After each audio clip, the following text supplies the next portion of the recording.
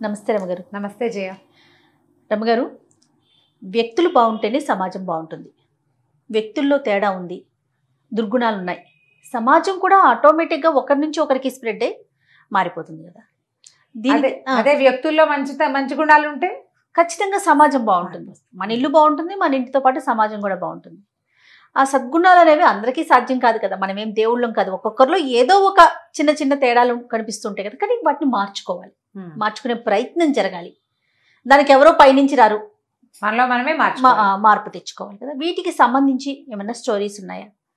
ఎందుకంటే ఇలాంటి కథలు చెప్తే పిల్లలకి నేటి సమాజం వాళ్ళే కాబట్టి, రేపటి సమాజం వాళ్ళే కాబట్టి, పిల్లలకు కాదు ఇది పెద్దవాళ్ళకి కదా. తప్పకుండా. ఒక వర్తకుడు ఒక ఆయన ఉండేవాడు ఒక ఊళ్ళో. ఆయనకి 7 కొడుకులు. 7 కొడుకులకి పెళ్ళిళ్ళనే, పెద్దవాళ్ళు 6 అయితే ఆఖరి అబ్బాయి పెళ్లి చేశారు.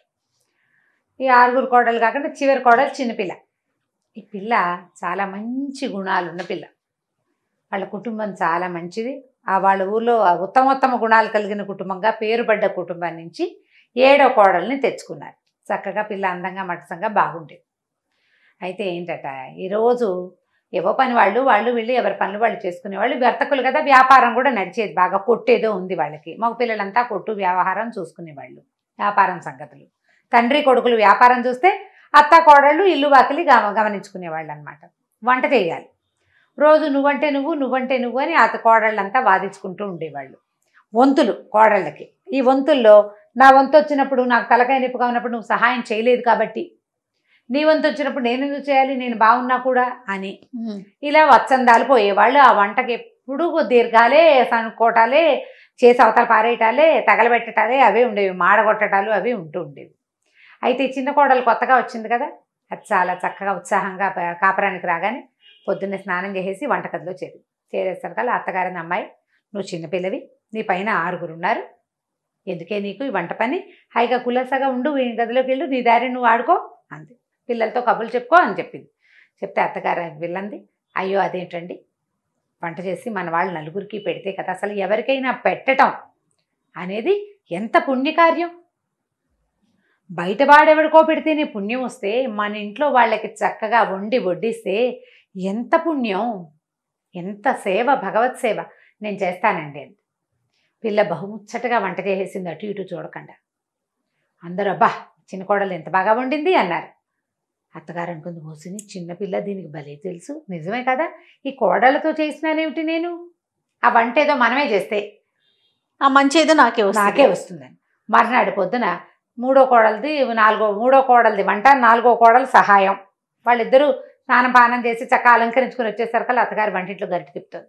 అదేమిటండి అత్తగారు మీరు వచ్చారు, ఎందుకండి అన్నారు. ఈ లోపల పెద్ద కోడలు వచ్చి, అదేమిటి అత్తయ్య మీరు వంట చేయటం, మేము 6-7 ఉంటేను అనేసరికల్లా ఆవిడేమంది, మీరు ఊరుకొండరా, సహాయం చేద్దురు గానిలే, ఇంత పెద్దదాన్ని అయ్యాను, నా చేత్తో వండి వడ్డించుకొని ఇవ్వండి నా పిల్లలకి నా భర్తకిను అన్నది.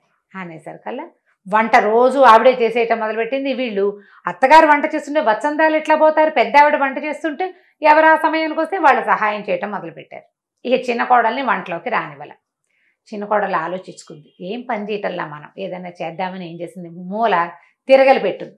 అదేం చేసింది, వంటింట్లోకి వచ్చి ఒక 4 సోలలు గోధుమలు తీసుకుని ఆ తిరగలు పట్టుకెళ్ళి గదిలో వేసుకుని దాంట్లో పోసి చక్కగా విసరటం మొదలుపెట్టింది. పిండి విసిరేసింది, ఇంత పిండి విసిరేసరికల్లా అత్తగారు చూసింది. ఏమిటి అమ్మాయి తిరగలు పెట్టి విసురుతున్నావు అంటే, అవునండి మీరేమో వంట చేస్తున్నారు, తిరగలు మాత్రం ఏమి తక్కువకి వచ్చిందో, అది పుణ్యమే కదండి, తిరగట్లు విసిరితే. ఇప్పుడు మెషిన్ పిండి తెప్పిస్తున్నారు రోజు మీరు, అదేమో వేడి ఒంటికి, మెషిన్లో ఏమవుతుంది, పిండి అంతా వేడెక్కిపోతుంది అంతే. ఇప్పుడు ఈ తిరగట్లో పిండి చలవ చేస్తుంది, ఎంత బాగుంటుందో. చక్కగా తిరగలు పెట్టి విసిరితే మనకు కూడా భగవత్ సాన్నిధ్యంలో ఉన్నట్టుంటుంది. సంసారము జీవితము ఆ రెండింటి మధ్యలో నలిగే జీవుడు పిండి ద్వారా వస్తే పిండి బయటకు వచ్చేసి జీవుడికి విముక్తి వచ్చినట్టు. ఎంత అద్భుతమైన క్రియ, చాలా పుణ్యం అండి, నన్ను చేయనివ్వండి అత్తగారు ప్లీజ్ అని అనేసరికి అత్తగారు, అవురా దీనికి ఎంత బాగా తెలుసు, తిరగలే కదా అనుకుని ఆవిడేం చేసింది, ఆ రాత్రి ఏమో చిన్న కోడలు ఆ విసిరిన పిండితోటి రొట్టెలు చేస్తే, రొట్టె ఎంత బాగుందమ్మా, ఇంత మృదువుగా ఉన్నాయి ఏమిటి రొట్టెలు అని అందరూ ఆశ్చర్యపోయారు. వాళ్ళు ఎక్కువ రొట్టెలు తినేవాళ్ళు. ఆ చేసిన పిండి అంతా రొట్టెలు చేస్తూ తినేశారు. ఇంకో రొట్టె అని అందరూ తలా 4 రొట్టెలు ఎక్స్ట్రా తిన్నారు. గట్టిగా లేవు, చాలా మృదువుగా ఉన్నాయి. మనకి తెలుసు చేత్తో విసిరిన పిండి రుచి వేరు. అవును. దాంతో సరే అత్తగారు ఏం చేసింది, ఆవిడ కూడా ఎక్కడి నుంచో తిరగలు తెప్పించుకుని చాట్లో పడేసుకుని విసట్ట మొదలెట్టింది. కోడళ్ళు వచ్చి చూశారు, ఏమిటి అత్తగారు మీరు ఈ పని చేస్తున్నారంటే, అమ్మాయి నన్ను చేసుకోనివ్వండి, ఇది పుణ్యకార్యం, పైగా తిరగట్లో విసిరిన పిండి ఒంటికి మంచిది, రాత్రి చూసాం కాదు అందుకని నేను చేస్తానండి. ఈ అత్తగారు విసురుతుంటే మనం మానటం ఏంటని అందరికీ పుట్టిళ్ళ నుంచి తిరగళ్ళు వస్తాయి. సారి ఇచ్చినప్పుడు తిరగలి, రోలు, రోకలి, కొంచెం అవన్నీ ఇస్తారుగా. తమ గదుల్లో మూల బారేసున్న తిరగళ్ళు దుమ్ములు దులిపారు కోడళ్ళంతా. ఇంత విసిరితే ఎంత పిండి వచ్చిందో అది తెల్లారేసరికి కలిపోడు పిండి. ఇదంతా ఏం చేసుకుంటాం, అందరూ విసురుతున్నారు, ఈ పిండి అంతా ఏం చేస్తా అంటే చిన్న కోడలు, చిన్నపిల్లలు కదా చురుకు కదా, షాప్లో పెట్టండి, దుకాణంలో చేత్తో విసిరిన పిండి అని కనుక పెడితే చక్కగా అమ్ముడైపోతుంది. మెషిన్ పిండి కంటే ఇది మంచిది, చుట్టాలు పక్కాలు కొనుక్కుంటారు కాదు, మంచిదే, అది మంచిదే, మనకు పుణ్యం. అది పట్టుకెళ్ళి పెట్టి రోజు వీళ్ళు విసురుకోవటం మొదలుపెట్టారు. మధ్యాహ్నం భోజనాలు చేశాక తలా 1 గంట వాళ్ళ తిరగలు వేసుకుని కాసిన గోధుమలు పోసుకొని విసిరేస్తారు. ఇంట్లో వాడతారు, మిగిలినవి దుకాణానికి వెళ్ళిపోతాయి. ఈ అమ్మాయి ఏమనుకుంది, ఇదేమిటి వీళ్ళంతా కలిసి తిరగలి పని చేసేస్తున్నారు. తిరగలి కాదు, మనం స్పెషల్గా ఏదైనా చేయాలనుకుని ఏం చేసింది, వాళ్ళకి పెద్ద బావుంది బయట. పనివాడు ఏం చేస్తాడు, ఒకడు వచ్చి పొద్దున్నే నీళ్లు తోడి అందరికీ ఎవరి గదుల దగ్గర వాళ్ళకి నీళ్ళు కావాల్సినవి పెడతాడు, తొట్టెల నిండా నింపుతాడు. వంటింట్లో కొన్ని వంటింటి దగ్గర తొట్టు ఉంటుంది, అందులో పోస్తాడు. మంచినీళ్ళ బిందెలు ఏర్పడతాడు, పూజాల్లో పోసి అబ్బాయి గారుల గదుల్లో పెడతాడు, అన్నీ చేస్తాడు. ఈ అమ్మాయి వాడు లేచేసరికల్లా టపా మొత్తం నీళ్ళని తోడు వారేసేసింది, ఆ బకెట్లో అన్నీ నింపేసింది. బయట పెట్టిన కూజాలు వాడు పొద్దున్నే కూజాలు కడిగి పట్టుకొస్తాడు, మిగిలినవి ఖాళీ తీసుకొచ్చే లోపల అన్నీ నింపేసి వాడి పని చేసేసింది. ఓ పక్కన కూర్చుని ఉన్నాడు. ఈయన మామగారు వచ్చి, ఏమిటి మీద నువ్వు ఖాళీగా ఉన్నావు, పని లేదు, నువ్వు నీళ్లు తోడదంటే, కాదండి చిన్నకోళ్ళ గారు నీళ్లు తోడిస్తుంది అన్నాడు. అనేసరికల్లా ఈయన పోయి భార్యని అడిగాడు, ఏమే చిన్న కోడలు నీళ్లు తోడింటే ఇంత పిల్ల ఇన్ని నీళ్ళు ఎట్లా తోడిందే, ఎందుకు నీళ్ళన్నీ తోడుతోంది, పనివాడు ఉన్నాడు కదా అన్నారు. అనేసరికల్లా అత్తగారు, అమ్మో ఇదేదో మర్మం ఉంది, దీనికి తెలివి ఎక్కువనే అడిగేసరికల్లా నీళ్లు తోడడం అనేది ఎలాంటి ప్రక్రియ, ఎంత అద్భుతమైన విషయం. ఇంటిలిపాదికి కావాల్సిన నీళ్లు, జలదానం అంత దానం ఇంకొకటి ఉందా అసలు? వంట చేయనివ్వలేదు, పిండి విసరలేదు, అత్తగారు మీరు ఊరుకోండి, నన్ను నీళ్ళు తోడుకొనివ్వండి ప్లీజ్ అంటే. అనేసరికి ఈవిడనుకుంది, ఓహో నీళ్లు తోడడం కూడా దానం కిందకు వస్తుంది. పిల్లకి చాలా తెలుసు, వాళ్ళ పుట్టింట్లో బోళ్ళని ఉన్నాయి పద్ధతులు. ఆవిడ కూడా నీళ్ళు తోడుకోవడం, నాకు కావాల్సిన నీళ్ళు నేనే తోడుకుంటాను, నా భర్తకి నేనే తోడతాను, నా పెద్ద కొడుకు నేనే, నా చిన్న కొడుకు నేనే అంట మొదలెట్టింది. మిగిలిన కోడళ్ళు అనుకున్నారు, ఇదేమిటి పుణ్యమంతా అత్తగారు కొట్టేస్తే ఎట్లాగా, మనం కూడా తోడేసుకుందామని ఆ పనివాడిని వదిలేసి ఎవరికి కావాల్సిన నీళ్లు వాళ్ళు ఆ పూట వంటకి తలా ఒక బకెట్ ఎత్తి ఆ టబ్బులో పోసేస్తారు, దొడ్లో నీళ్లు వాళ్లే తోడేస్తున్నారు. చిలకలాగా అలంకరించుకోవట్లేదు, ముందు వ్యవహారం చూస్తున్నారనమాట. నీళ్ల పని కూడా తెమిలిపోయింది. అక్కడి నుంచి ఈ పిల్ల ఏమనుకుంది, ఓహో ఇది కూడా కాదని చెప్పి ఇల్లు ఊడటం మొదలుపెట్టి, ఇల్లు ఊడుస్తుంటే ఈ లోపల పనివాడిని తీసేస్తామన్నారు. తీసేస్తామంటే ఈ అమ్మాయి ఏమంది, అయ్యో పాపం వాడి అన్నం పోగొట్టడం ఎందుకంటే వేరే పనిలో పెట్టుకోండి అతన్ని, అంతేగాని ఉద్యోగం మానిపిస్తే ఎట్లా, మేము నీళ్ళు తోడుకుంటున్నామని మానిపిస్తారా, ఇంకో పని చేయించండి వాడితోటని ఆ పనివాడిని పక్కకు పెట్టించింది. పనివాడు వచ్చి నీళ్లు తోడు, ఎవరి నీళ్ళు వాళ్ళే టపటపా తోడేసుకుంటారు, తలా ఒక 4 బకెట్లు, ఎంతలోకి తోడాలి. అక్కడి నుంచి ఇల్లు ఊడవటం మొదలుపెట్టింది. అత్తగారు అది కూడా గమనించింది. ఏమిటి అమ్మాయి అంటే, కాదు అత్తగారు, ఇల్లు శుభ్రంగా ఉంచడం అనేది మహత్తర కార్యం, అందరినీ జబ్బుల నుంచి రక్షిస్తాం మనం, అదెంత పుణ్యం. ఒక డాక్టర్కి ఎంత పుణ్యం వస్తుందో ఇల్లు ఊడ్చేవాడికి అంత పుణ్యం వస్తుందండి. సరే ఆవిడేమనుకుంది, నేను ఊడుస్తానని ఆవిడ చీపురు లాక్కుంది. మిగిలిన వాళ్ళంతా మీరు ఊడవటం ఏమిటండి, అలా వద్దు, ఎవరి గది వాళ్ళు ఊడ్చుకుందాం, ఎవరి పుణ్యం వాళ్ళు సంపాదించుకోవచ్చు, హాయిగా గొడవ లేదు, 5 నిమిషాల్లో గది ఊడవడం అయిపోతుంది. హాల్లో తలా పక్కకి తోసిస్తే గుమ్మం బయటికి వెళ్ళిపోతుంది, పనివాడు వాకిలు ఊడుస్తాడు, సరిపోతుంది. ఇల్లు ఊడ్చేసుకుంటున్నారు. ఈ ఇల్లు ఊడ్చే పని కూడా అమ్మాయి చేతిలో, అది ఇల్లు మొత్తం ఊడ్చి పుణ్యం సంపాదించుకుందాం అనుకుంది పిల్ల. ఒక్క గదే ఊడొస్తే ఎంతలోకి అవుతుంది, పని లేదు మనకి, గిన్నెలు తోవడానికి కూర్చుంది. అత్తగారు గిన్నెల సమార్జనానికి కూడా వచ్చేసింది. ఆవిడ ఇది మంచి పుణ్యం, ఇప్పుడు బతికుండగా ఆవిడ ఏమంట మొదలెట్టింది, ఒరే ఇన్నాళ్ళు బతికాను పెద్ద, నీకు ఉన్నంతకాలం ఉంటానా నేను, నన్ను సంపాదించుకోనివ్వండి అర్రా పుణ్యము, మీరు తర్వాత చేసుకుందరు కానీ అని కోడళ్లతో చెప్పి మొత్తం గిన్నెలు తోవడానికి కూర్చుంది ఆవిడ. అయ్యో బాబు ఇది ఎట్లాగా మీకు సహాయం చేస్తాం, కనీసం ఎవరి కంచాలు, ఎవరి మొగుడు కంచాలు, ఎవరి పిల్లల కంచాలు తోమేసుకుందాం, గిన్నెలు సామూహికంగా తోమేసేద్దాం, పుణ్యం. గిన్నెలు తోమేశారు. అక్కడి నుంచి ఈవిడేం చేయడం మొదలుపెట్టింది, ఈ అమ్మాయి ఎవరైనా వాకిట్లోకి రాగానే ఒక గుప్పెడు బియ్యం తీసుకెళ్ళి వేయటం మొదలెట్టి.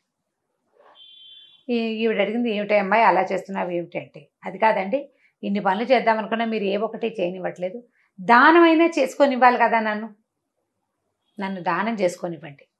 దానం చేస్తే అద్భుతమైన పుణ్యం.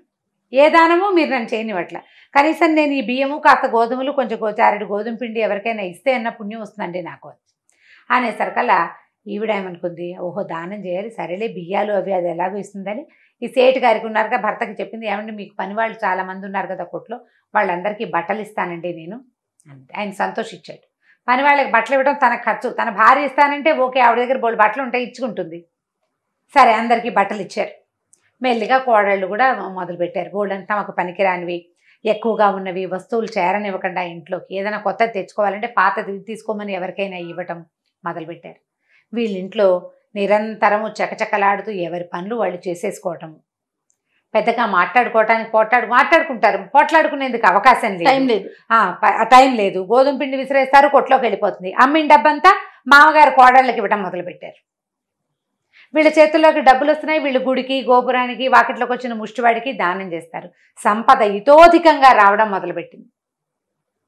సంపద రాదు మరి, ఇస్తుంటే వస్తూ ఉంటుంది కదా. చుట్టుపక్కల వాళ్ళ సమాజంలో ఈ శెట్టిగారి సమాజం జనం అంతా చూడడం మొదలుపెట్టారు, ఏమిటి వీళ్ళ ఇంట్లో ఏదో చేస్తున్నారు అని.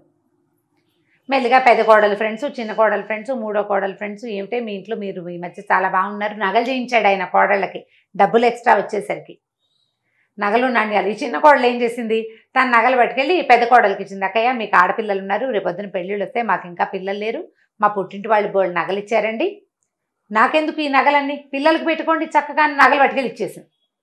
అది మరీ దానం అని చెప్తోంది. దాంతో ఇక వాళ్ళకి వీళ్ళకి ఇచ్చేసాటాలు మొదలుపెట్టారు.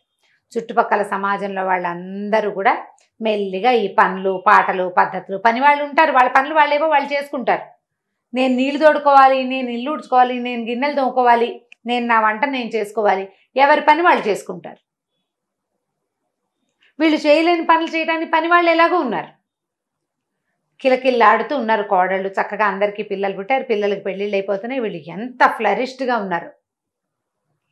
ఈ విషయాన్ని తెలుసుకున్న మొత్తం వాళ్ళ ఊళ్ళో ఉన్న వీళ్ళ సమాజం జనం అంతా నేర్చుకున్నారు దాన్ని.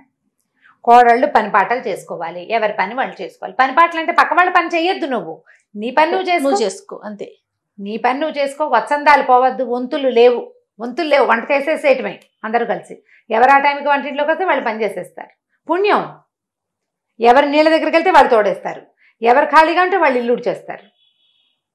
అట్లా అన్ని పనులు చేసుకుంటేనే పుణ్యం వస్తుందని ఈ పిల్ల వల్ల ఈ సమాజం మొత్తం మారిపోయింది.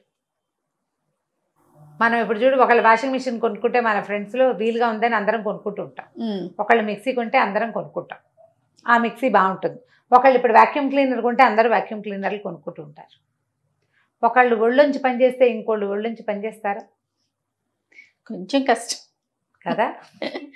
ఉద్యోగాలు చేస్తారు, ఉద్యోగాలు చేస్తున్నాం జయ మనం కూడా. అప్పుడు పరిస్థితి వేరు, ఇప్పుడు పరిస్థితి వేరు. ఆడపిల్లల్ని చదివించటము, ఒకళ్ళని చూసి మెల్లిగా అందరూ మొదలుపెట్టారు.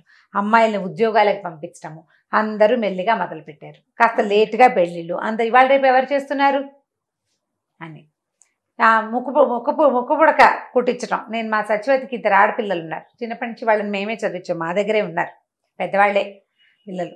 నాకు ఆ ముక్కు పుడక సరదా, మాకు అమ్మాయిలు లేరు కదా, అందుకని ఏమో ఇవాళ రేపు ఎవరు కుట్టించుకుంటున్నారమ్మా వద్దు అంటుంది. ఎవరైనా కుట్టించుకోవడం ఎందుకే, మనమే స్పెషల్గా చేద్దామన్నా దాన్ని, ఎవరు చేయని పని మనం ఎందుకు చేయాలి? అది అందరూ చేస్తే అందరూ చేస్తారు. అవును అంతే కదా, ఫ్యాషన్లు కూడా అంతే, కొంతమంది చేస్తుంటే వాళ్ళ వెనకాల పడి మిగిలిన వాళ్ళు చేస్తుంటారు. అదే ఇప్పుడు ఏంటంటే ఎవరి పని వాళ్ళు చేసుకోవటం అత్యద్భుత పుణ్యకార్యం అంతే. అందులో ఒకళ్ళని ఇబ్బంది పెట్టేది ఉండదు, ఇంకొకరి మీద ఆధారపడేది ఉండదు. కాబట్టి ఇలా సమాజాన్ని మార్చుకోవాలి. చాలా బాగుంది, సూపర్ రమ్మగారు. చిన్న కోడలి కదా, మంచి తెలివైన పిల్ల, చాలా బాగుంది రమ్మగారు. ఇంకొక స్టోరీతో మళ్ళీ కలుద్దాం. నమస్తే. నమస్తే జయ. ఇక ఈ వీడియో కనుక మీకు నచ్చినట్లయితే లైక్ చేయండి, షేర్ చేయండి. మరిన్ని వీడియోస్ కోసం మా ఛానల్ని సబ్స్క్రైబ్ చేసుకోండి.